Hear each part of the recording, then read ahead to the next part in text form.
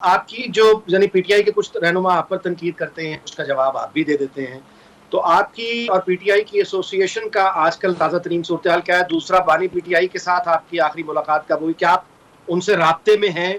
आपकी कोई आइंदा मुलाकात की हम खबरें सुनेंगे? हाँ, मुलाकात इंशाल्लाह होगी।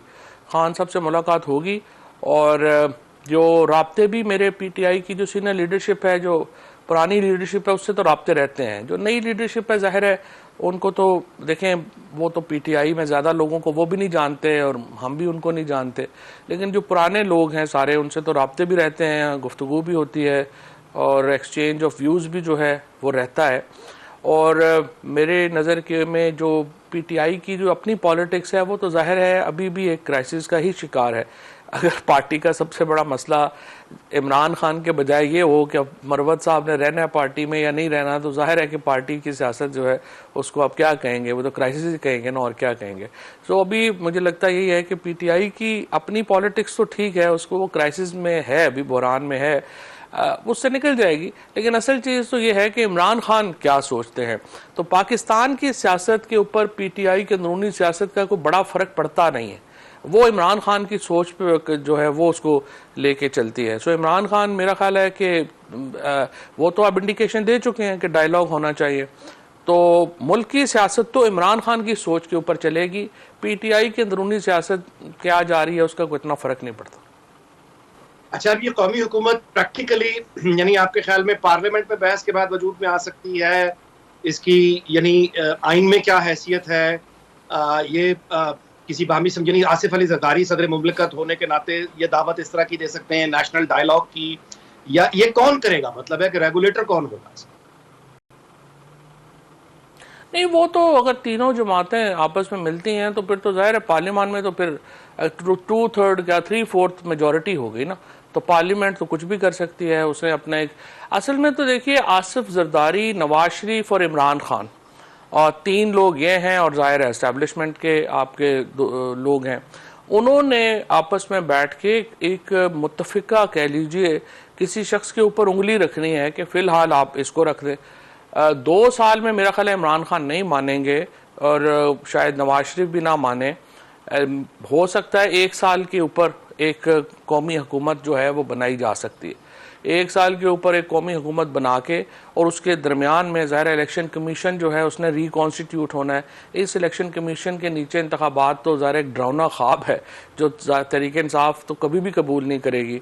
उसके साथ जो मैं आपसे अर्ज़ कर रहा हूँ कि जो एक ये यकीन दहानी कि तहरीक इंसाफ बदले नहीं लेगी, उसके लिए आपको प्रोसिक्यूशन डिपार्टमेंट को कुछ आइनी तहफ़्फ़ुज़ात देने होंगे। जैसे बहुत सारे मुल्कों में prosecutor general independent of government होता है, उस किस्म की अरेंजमेंट्स जो हैं वो की जा सकती हैं। और फिर तीसरा है कि जुडिशरी जो है उसकी इंडिपेंडेंस के लिए जो है वो आगे बढ़ना होगा, और एस्टैब्लिशमेंट ने भी अपना रोल देखना है कि वो कैसे इस बदलते हुए इंटरनेशनल, क्योंकि देखिए ना, हम तो एक सिक्योरिटी स्टेट थे, फौज हमें पैसे कमा के दे रही थी, जंगें हो रही थी, हमें पैसे आ रहे थे। अब सिचुएशन वो नहीं है, तो एस्टैब्लिशमेंट ने देखना है कि वो नए रोल को कैसे जो है उसमें उनका क्या रोल होगा। ये सियासी जमातों की और एस्टैब्लिशमेंट की आपस की एक डील है, और फिर सियासी जमातों की आपस की एक डील है। तो ये एक कॉम्प्लेक्स है, लेकिन तीन ही लोग हैं जो ये कर सकते हैं। इमरान खान है, जरदारी हैं और नवाज शरीफ। पीपल्स पार्टी के नैयर बुखारी साहब की तजवीज़ आज बहुत डिस्कस हो रही है, जिसमें उन्होंने कहा है कि अगर हुकूमत खुश नहीं है तो शहबाज शरीफ साहब असम्बली तोड़ के नए इंतखाबात की तरफ जा सकते हैं। तो जहां ये उनका बयान आया सेक्रेटरी जनरल का पीपल्स पार्टी के, साथ ही वो कॉलम भी आज छप गया जिसकी बैकग्राउंड आपने बताई, तो आपके ख्याल में इस वक्त इलेक्शंस के लिए जाना ये काबिल अमल होगा?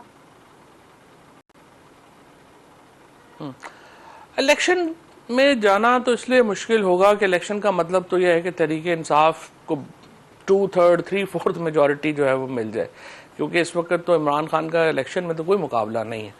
इसके साथ ये जो अभी आपने 2 इवेंट्स बताए ना, एक और बड़ा इम्पॉर्टेंट मेरे ख्याल में चीज़ हुई जो कि मीडिया में ज़्यादा उसको तवज्जो नहीं मिली, वो राजा परवेज़ अशरफ साहब की तकरीर थी नेशनल असम्बली में, जिसमें देखिए राजा परवेज़ अशरफ जो है ना, वो नदीम अफजल चंद नहीं हैं, वो पीटीआई के उन लोगों में से नहीं हैं जो कि अपना माइंड जो है वो ज़्यादा खुल के बात करें। प्राइवेट महफलों में तो करेंगे, लेकिन वो मीडिया पे कभी भी जरदारी साहब की मर्ज़ी के बगैर कोई एक लफ्ज़ कोई बात नहीं करते। तो जब उन्होंने नेशनल असम्बली में ये बात कही कि डायलॉग होना चाहिए और वज़ीर आज़म साहब आप खुदा के लिए अपने आप को ओपन अप करें और डायलॉग की तरफ जाएं, तो ये भी मुझे काफ़ी इंटरेस्टिंग बात लगी है कि वो जो राजा परवेज़ अशरफ हैं वो ये बात कर रहे हैं। अब जिस तरह से मैं ये आपको कि अब देखें ना, इशू सिर्फ ये है कि हमने पीटीआई को तो जो मर्जी इन्होंने सलूक करना था वो कर लिया, मुल्क के जो हालात हैं उसमें चल नहीं रहा, तो आपने कहीं ना कोई सलूशन तो कोई निकालना ही है। और पीटीआई की इंक्लूजन के बगैर, इमरान खान की इंक्लूजन के बगैर ये रास्ता बनना नहीं है। अभी जो कोशिश है हुकूमत की अभी तक मुझे लगता यह है कि इस्टेब्लिशमेंट में कम से कम ये सोच नहीं है कि कोई डायलॉग करना है। उसकी वजह यह है कि अभी तक जिस तरह से MNAs को उठाया गया है और एक कोशिश की जा रही है कि कॉन्स्टिट्यूशनल अमेंडमेंट लेके आई जाए जिससे फायज़ ईसा साहब को 3 साल आप दिला दें और एडहॉक जजेस की तादाद बढ़ा के सुप्रीम कोर्ट को अपने काबू में कर लें और फिर एक ट्रांसफ़र पावर्स ले ली जाएं हाई कोर्ट के जजेस को ट्रांसफ़र करने की। तो इस वक्त जो क्लैश है बिटवीन, और ये कल की भी जो जजमेंट आई है, एक जो क्लैश है between the government and judiciary वो सबसाइड नहीं हो रहा। और अगर एस्टेब्लिशमेंट की ये सोच होती कि उन्होंने मसले को कोई बातचीत से हल करना है, तो फिर ये जुडिशरी की और गवर्नमेंट के दरमियान ये जो क्लैश है इसको नीचे जाना चाहिए था, लेकिन वो अभी तक नीचे नहीं गया। और इसी तरह से जो पीटीआई के MNAs हैं या उनके खिलाफ जो इंतकामी कार्रवाइयाँ हैं उसमें भी बज़ाहिर कोई कमी नहीं आई। तो अभी मुझे नहीं लगता कि ये सोच है, लेकिन ये आ जाएगी। उसकी वजह यह है कि मुझे कोई सोल्यूशन नहीं नज़र आ रहा। आप 4 महीने इमरान खान को और जेल रख लेंगे, 3 महीने रख लेंगे, क्या करेंगे इससे ज़्यादा? आप क्या उसके ऊपर उनको करेंगे? साल उनको जो है वो हो गया है, आप 4 महीने उनको और रख लेंगे तो क्या उनका क्या हौसला टूट जाएगा? वो तो साफ नज़र आ रहा है कि नहीं टूटेगा। तो आपको सोल्यूशन तो कोई बनाना पड़ेगा। और सोल्यूशन मेरा ये ख्याल है कि एक सोल्यूशन डेफिनेटली जो सोहेल बुड़ाई साहब ने आज दिया है उसमें कमी बेशी करके एक सोल्यूशन इस तरह का बनाया जा सकता है।